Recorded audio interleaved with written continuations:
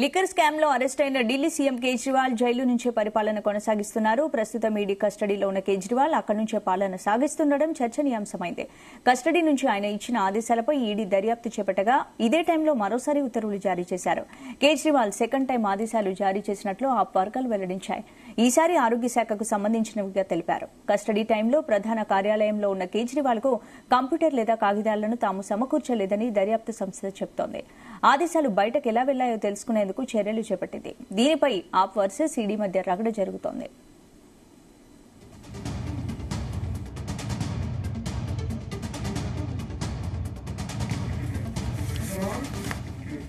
ఇదే అంశానికి సంబంధించి పూర్తి అప్డేట్స్ మా ప్రతినిధి శ్రీచరణ్ అందిస్తారు. శ్రీచరణ్, స్పందన ఢిల్లీ ముఖ్యమంత్రి అరవింద్ కేజ్రీవాల్ ఈ రోజుకి 3వ రోజు అని చెప్పుకోవచ్చు. మనము ఆదివారం రోజు కూడా ఒక సర్కులర్ ఇష్యూ చేశారు.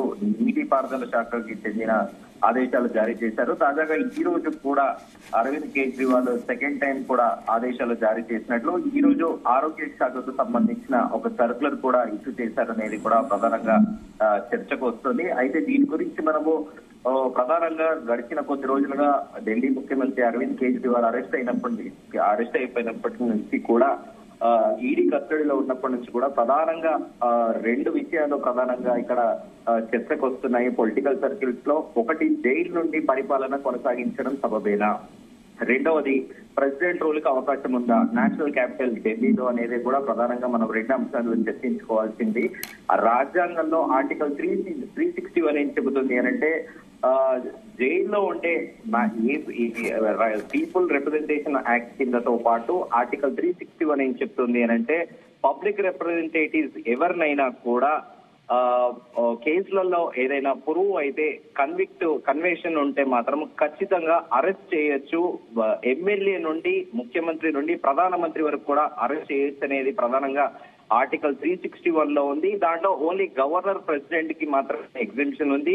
మరోటి ఆర్టికల్ 239 AB కాన్స్టిట్యూషన్ లో ఆర్టికల్ 239 AB ఏం చెబుతుంది అని అంటే ప్రధానంగా కాన్స్టిట్యూషన్ మిషనరీ ఫెయిల్ కింద లెఫ్టినెంట్ గవర్నర్ ఒక ప్రెసిడెంట్ రూల్ కు కూడా కాల్ చేయొచ్చు అనేది కూడా ప్రధానంగా ఆర్టికల్ 239 AB చెబుతున్నప్పటికీ వాస్తవికంగా చూసుకుంటే ఇప్పుడు మనం ప్రాక్టికల్ గా ఆలోచిస్తే ఢిల్లీ అసెంబ్లీలో అయితే అరవింద్ కేజ్రీవాల్ కి మెజారిటీ అన్న తగ్గాలి, లేకపోతే నో కాన్ఫిడెన్స్ మోషన్ అన్న పాస్ అయితే తప్ప ప్రస్తుతానికైతే అరవింద్ కేజ్రీవాల్ కి ప్రభుత్వానికి ఎలాంటి లేదని కూడా చెప్పుకోవచ్చు. అయితే at the same time article 361 లో రూల్స్ ప్రకారం ఏం చెప్తోంది అని అంటే యూజువల్ గా ఇంట్రాగేషన్ కి ఏమైనా ఇబ్బంది జరుగుతుందా, ఇన్వెస్టిగేషన్ కి ఏమైనా ఇబ్బంది జరుగుతుందా, దానికి జైల్ కి సపరేట్ ఒక రెగ్యులేషన్స్ ఉంటాయి. దానితో పాటు ఈయన అడ్మినిస్ట్రేషన్ ఆస్పెక్ట్స్ లో అక్కడ తరచుగా అధికారులని సంప్రదింపులు జరపాలి. దానితో పాటు క్యాబినెట్ మీటింగ్స్ కూడా ఆర్గనైజ్ చేయాలి. సో ఇదంతా జైల్ మాన్యువల్స్ కానీ రెగ్యులేషన్స్ ఒప్పుకుంటాయా అనేది కూడా ప్రధానంగా ఒక సందేహం ఇస్తుంది ఇప్పుడు ప్రస్తుతానికి. అయితే కొన్ని కాన్ఫిడెన్షియల్ ఫైల్స్ తో పాటు ఫైల్స్ ట్రాన్స్ఫర్స్, నోట్ ఫైల్స్, ఇవన్నీ మూవ్మెంట్ అనేటివి జైల్ మాన్యువల్స్ ఒప్పుకుంటాయా, అదొకటి. రెండో ప్రశ్న, దీనితో పాటు అత్యంత పారదర్శకంగా ఇప్పుడు ఇన్వెస్టిగేషన్ అనేది జరుగుతూ ఉంది.